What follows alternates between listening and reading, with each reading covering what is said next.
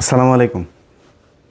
আজকে ২০২৬ সালের যে নির্বাচন, সেই নির্বাচন নিয়ে মূলত আলোচনা হবে।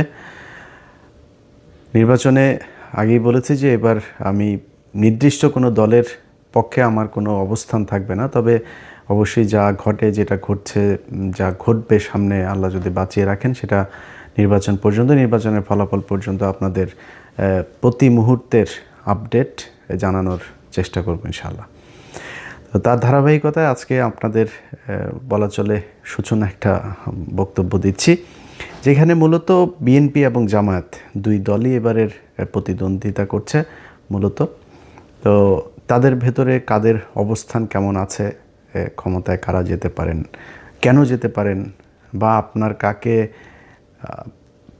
পছন্দ করা উচিত, সমর্থন দেওয়া উচিত ইনডিরেক্টলি, সেটারও কিছু ইঙ্গিত আমার এই ভিডিওতে থাকবে। প্রথমেই বলে রাখি যে ২০২৪ সালের ৫ই আগস্টের পর থেকে আমি বিভিন্ন ভিডিওতে বলেছি যে তারেক রহমান এর নেতৃত্বে যে বিএনপি, সে বিএনপি আগের বিএনপি সরকারের যে সময়টা ছিল তার চাইতে অনেক বেশি উন্নত একটা কি বলবো যে ভালো কিছু করবে, এরকম একটা সরকার তারেক রহমান করবেন। তার কিছু, তিনি যে বলেন যে আই হ্যাভ এ প্ল্যান, আসলেই তার একটা প্ল্যান আছে, এবং এটা আমি তার খুব ঘনিষ্ঠ লোকজনের সাথে তার যে কথাবার্তা হয় তাদেরও অনেকের কাছেই শুনেছি। এবং তার কিছু জিনিস যদি আপনারা দেখেন, গেল কয়দিনে তারেক রহমান দেশে যাওয়ার পর থেকে এখন পর্যন্ত আপনি দেখবেন যে এই বিএনপি হ্যাঁ ভোটের বিরুদ্ধে, সরাসরি না ভোটের পক্ষে অবস্থান নিয়েছিল। যখন সালাউদ্দিন বিএনপির একেবারে সামনের সারিতে নেতৃত্ব দিচ্ছিলেন মনে হচ্ছিল, তো তারেক রহমান দেশে যাওয়ার পরপর বিএনপি এখন হ্যাঁ ভোটের পক্ষে সরাসরি ক্যাম্পেইন করছে। তারপরে কিছু কিছু জায়গায় আবার বলা হচ্ছে যে বিএনপি এই বিসমিল্লাহ সরিয়ে দেওয়া হচ্ছে সংবিধান থেকে, এই হ্যাঁ ভোটের পক্ষে ভোট দিলে। একদম মিথ্যা একটা কথা। সংবিধানের যেসব অনুচ্ছেদগুলো পরিবর্তন করতে চায়, সংস্কার করতে চায়, একমাত্র সেই অনুচ্ছেদগুলো নিয়ে কথা বলা হচ্ছে।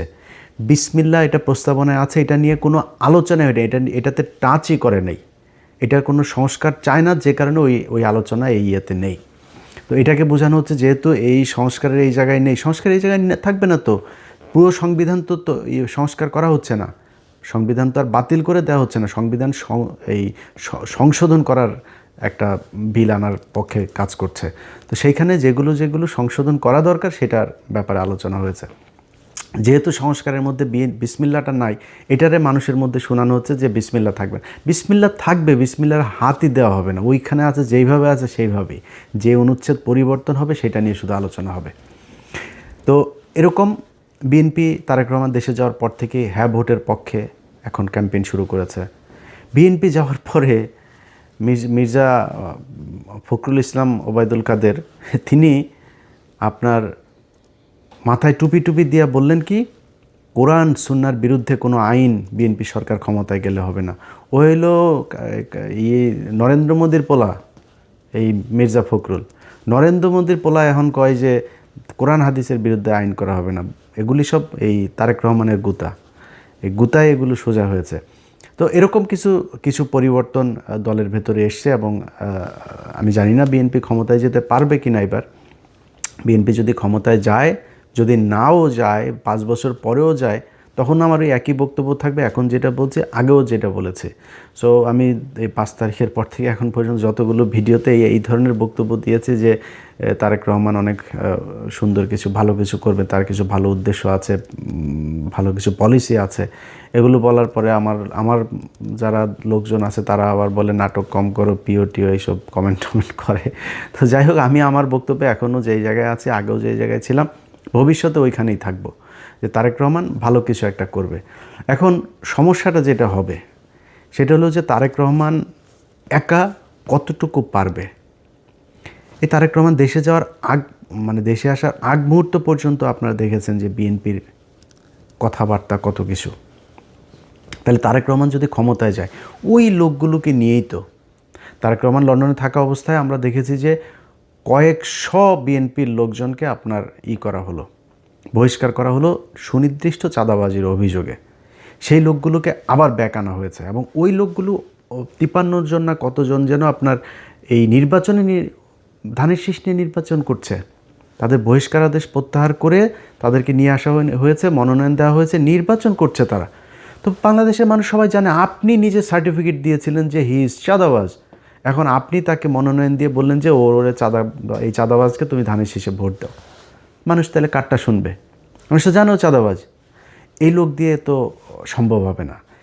সমানে আপনার এই দুই দেশে নাগরিক, দ্বৈত নাগরিকত্ব নিয়ে আপনি নির্বাচন করতে পারবেন না, কিন্তু আপনি করছেন। তা আপনার তো উদ্দেশ্যই আপনি 5 বছর চুরি করবেন, করে আবার ফের আওয়ামী লীগের মতো পলায় বিদেশে যায় খাবেন। আপনি নাগরিকত্ব করছেন না কেন? আপনি ছাড়ছেন না কেন? তারপরে ব্যাংক লোনে আপনি নির্বাচনের আগেই, ক্ষমতায় যাওয়ার আগেই আপনি কি বলে এটার কি বলে ঋণ খেলাপি। তো একজন ঋণ খেলাপি যখন কিনা নির্বাচনের আগেই চুরি করে ক্ষমতায় আসতে চায়, ও তো নির্বাচিত হয়ে ক্ষমতায় গেলে পুরো ব্যাংক দখল করে ফেলবে, পুরো ব্যাংক ধ্বংস করবে। এই আওয়ামী লীগের মতো, আওয়ামী লীগ যা করেছে সেভাবে ও ব্যাংক ধ্বংস করে ফেলবে, পুরো ব্যাংক খাবে বসে বসে। সেই চোর বাটপার লুচা। আমার চুয়াডাঙ্গার কথা বলি, আমার চুয়াডাঙ্গায় জামাতের প্রার্থী হলো একে অ্যাডভোকেট রাসেল ভাই, আর বিএনপির প্রার্থী হইল গিয়া শরীফুজ্জামান শরীফ। তিনি একাধারে চাঁদাবাজ, ধান্দাবাজ, দখলবাজ, টেন্ডারবাজ, সবশেষ ধর্ষক। ধর্ষণের অভিযোগ করেছে এক নারী। কেন অভিযোগ করেছে? সেও বিএনপি করতো, স্কুল শিক্ষিকা, গান গায়, শিল্পী। সেই নারীকে আপনার ধর্ষণ করার অভিযোগ করার কারণে তাদের স্বর্ণ চোরাচালান এই মামলায় ঢুকাই দিয়ে তারা জেলে রেখেছে, এখনও জেলে। এই সপ্তাহে হয়তো বা সে ভালো একটা সুসংবাদ পাইতে পারি, সে সম্ভবত বের হবে। তো এই ব্যক্তিরা যদি আপনি জামাতের রাসেল ভাইয়ের কাছে যদি আপনি শরীফ ধর্ষককে দাঁড় করান, তো মানুষ কাকে ভোট দিবে? সারা দেশে তো একই অবস্থা। এই যে মির্জা আব্বাস আর পাটোয়ারি তো কোনো রিক্সাওয়ালার কাছ থেকে চান্দা নেয় না, কোনো দোকান থেকে চান্দা নেয় না, ফুটপাত থেকে চান্দা নেয় না। চান্দা আব্বাসের কাজে চান্দা নেওয়া। সারা জীবন চান্দাবাজি করেছে, এখনও চান্দাবাজি করে। এই যে আপনি ওনারা অনেক সময় বলে বেড়ান যে জামাতের লোকজন হইল গিয়া কিচ্ছু করে না, জামাতের লোকজন কোনো কষ্ট করে নাই, জামাতের লুকিয়ে লুকিয়ে আরামে তারপরে আওয়ামী লীগ সেজে তারপরে রাজনীতি করেছে। জামাতের কয়জনের ফাঁসি হয়েছে, জামাতের কতজন জেলে গিয়েছে, জামাতের কতজন রিমান্ডে গিয়েছে, জামাতের কতজন গুম হয়েছে, কতজন অঙ্গ হারিয়েছে, এটা হিসাব করতে চাইলে হিসাব করেন, তাহলে বুঝবেন যে কাদের উপরে কত নির্যাতন হয়েছে। চান্দা আব্বাসের পুরো ঢাকা ব্যাংক আরামসে তার বেড়েছে, আরও বাড়তে থেকেছে। তারপরে আপনি এই যে মীর কাশেম আলী, তার ছেলে পর্যন্ত আপনার গুম হয়ে একদম কী অবস্থায় বের হয়েছে আপনারা দেখেছেন সেগুলো। তো এই অবস্থা, এটা হলো জামাত আর বিএনপির মধ্যে।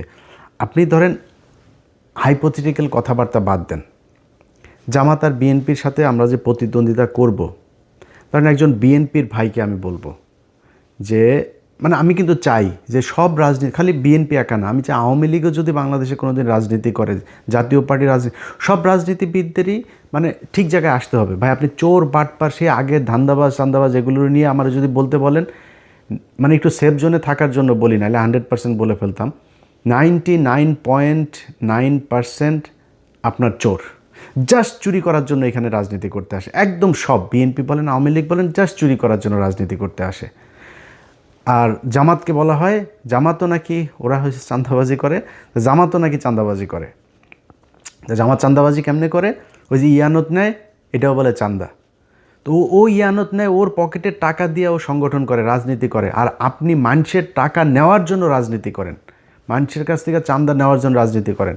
এগুলি বলে কি আপনি বুঝাইতে পারবেন? জামাতটা আপনি বলবেন 71-এর রাজাকার, এগুলি বলে কি আপনি আমার জামাতটার পেছনে নিতে পারেন?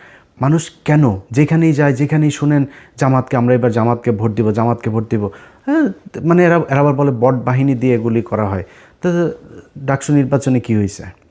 ছাত্র সংসদ নির্বাচনগুলো সব জায়গাতে কেন এই ভরাডুবি? সবশেষ যক্ষ নির্বাচনে সবাই মিলে, ওই যে বিকাশ, নুরু টুরু সব কটার দল মিলে এসে তারপরে শিবিরের বিরুদ্ধে লাগলো, তাও পারলো না। তো কেন হচ্ছে এরকম? এটা এমনি এমনি? আপনার কি মনে হয় জাহাঙ্গীরনগর বিশ্ববিদ্যালয়, ঢাকা বিশ্ববিদ্যালয়, সব বিশ্ববিদ্যালয়গুলোতে সবাই শিবির করে এখন, সবাই জামাতে যোগ দিয়েছে? নো। কি করেছে? তাদের এই সাধারণ মানুষ যারা, সাধারণ ভোটার যারা, তারা দেখেছে যে ছাত্রদলের চরিত্র আর ছাত্র শিবিরের চরিত্র, না, এটা তো আকাশ পাতাল পার্থক্য। আমরা তো যা শুনি সব মিথ্যা কথা। এদেরকে বলা হয় এরা হইল গিয়া এই ৭১ ওর মারে এটা করেছে, ওর বোনেরা এটা করেছে। খুঁজে পায় না। সারা বাংলাদেশে যে মেজর আখতারুজ্জামান, তিনি এদিন একটা কথা বলেছেন যে ভাই ৭১ জামাতে ইসলামের সংগঠনের সব মিলায় লোক ছিল না ৩০০ জন। তারা ৬৪ জেলায় একদম সংগঠন করে, এই যে রাজাকার বলা হয়, রাজাকার জিনিসটাই তো মানে বিকৃতভাবে উপস্থাপন করা হয়েছে। রাজাকার ছিল পাকিস্তানি বাহিনীরা, এই যে ব্রিজ কালভার্ট যেগুলো ভেঙে দিচ্ছিল মুক্তিযোদ্ধারা, এগুলো রক্ষণাবেক্ষণের জন্য তাদের ইউনিফর্ম ছিল চৌকিদারদের মতো। আপনি মেজর আক্তার নিজেও এই কথাটা বলেছে। এটা এর আগেও আমরা বিভিন্ন বইতেও পড়েছি। আপনি বিভিন্ন বিদেশি যেসব ডকুমেন্টারিগুলো ছিল তখনকার, সেগুলো তো গেলেও দেখবেন।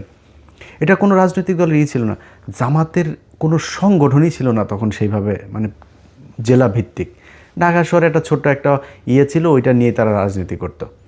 তো এটাকে বানানো হয়েছে রাজাকার। তারা বিভিন্ন মানুষের হরিণ ধরে নিয়ে নাকি পাকিস্তানিদের দিয়ে কার মারে মারে করায়, তারপরে আকাম কোকাম করায় ওদের সজীবাজের জয় পয়দা হওয়া, এইগুলো বানানো হয়েছে। এগুলো তো ভাই মানুষ এখন বলে করা যাবে না। এখন করতে হবে কি? আপনাকে রাজনীতি করতে হইলে ওর চাইতে বেটার কোনো রাজনীতি করতে হবে।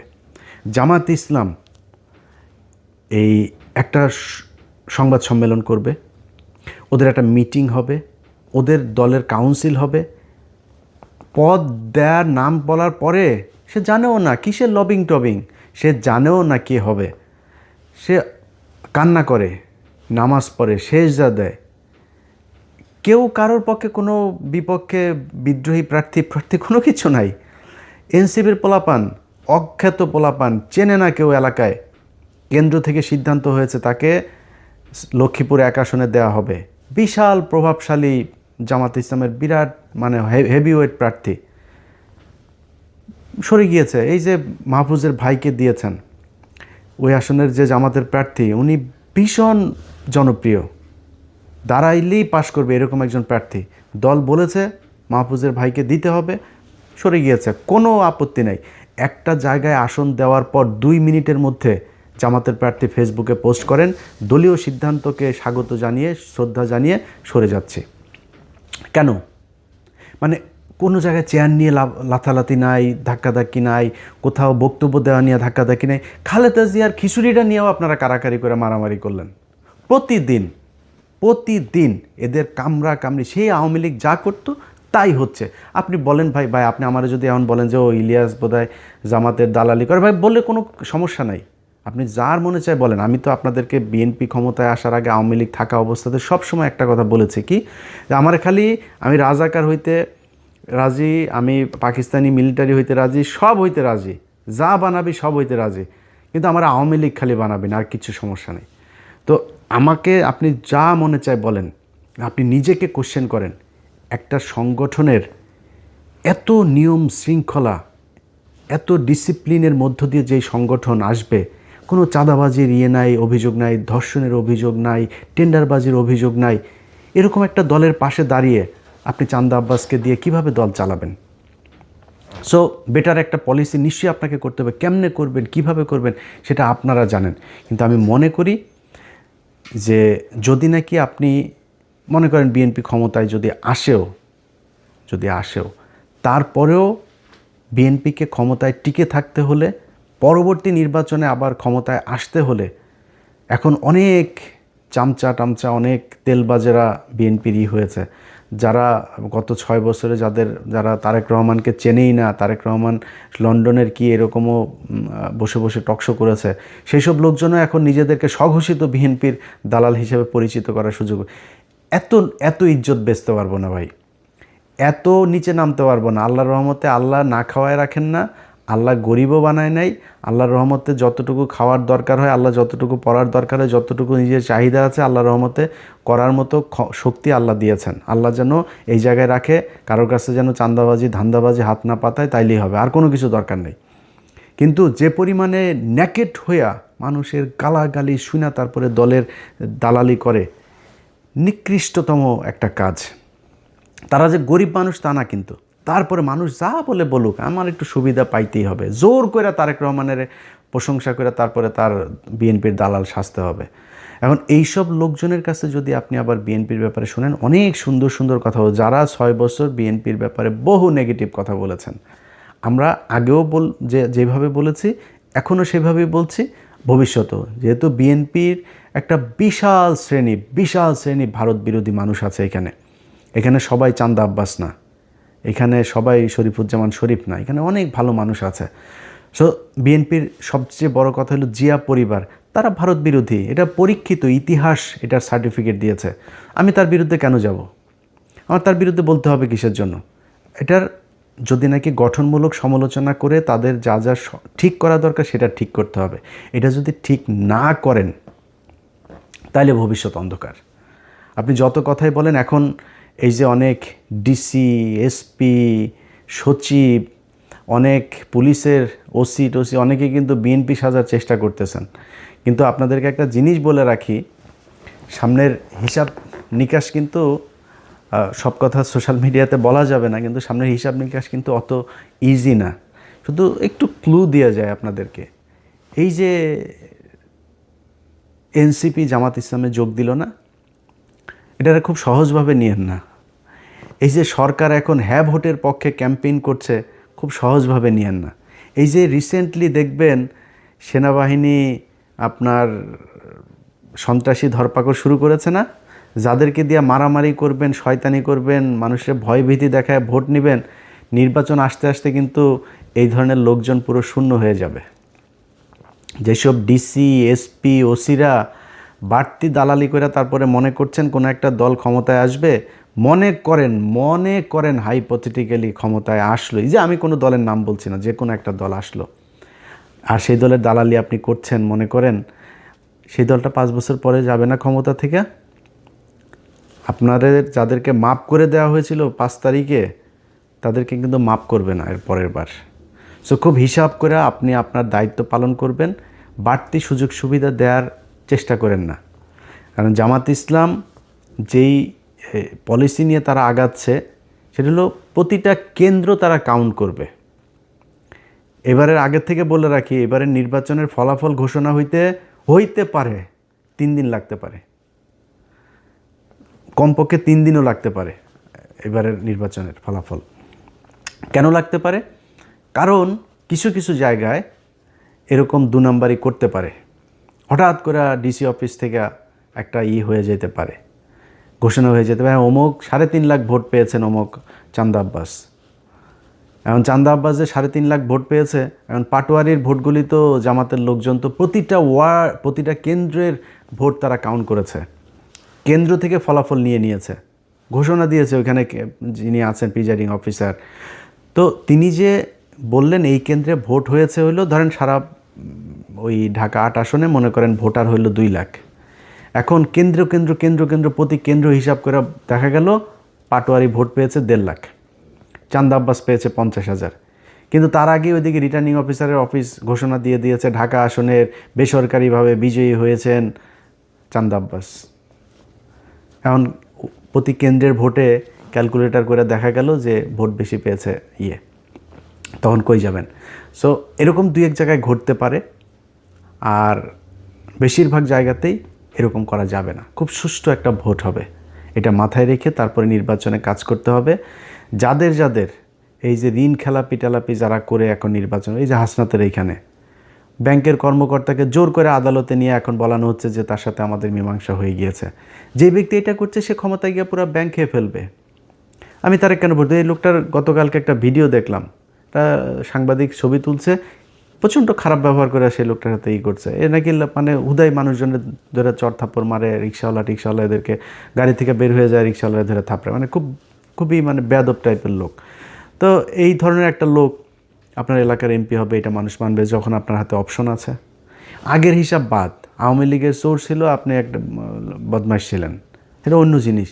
এখন তো নিজেদের পকেটের টাকা খরচ করে ডিসিপ্লিন একটা দল আপনার অপোজিশনে। সো সেই সাধারণ মানুষগুলো যারা সুইং ভোটার, সেই সুইং ভোটারগুলোর সিদ্ধান্ত কোন দিকে যাবে সারা জীবন কিন্তু এই সুইং ভোটারদের ভোটের মাধ্যমে এই দেশের রাজা নির্বাচিত হয়েছে, পরাজিত হয়েছে। সো এইবারও সেটাই হবে আমি আশা করি। এবং সেই সুইং ভোটাররা কোন দিকে ভোট দিবে সেটা আমার মনে হয় বিশ্ববিদ্যালয়ের ছাত্র সংসদ নির্বাচনগুলোতে কিছুটা দেখিয়ে দিয়েছে। আমরা বিএনপি এবং জামাত, তাদের মধ্যে সেই আওয়ামী লীগ বিএনপির মতো অবস্থা, আওয়ামী লীগ জামাতের মতো অবস্থা কখনো ফিরে আসুক আমরা চাই না।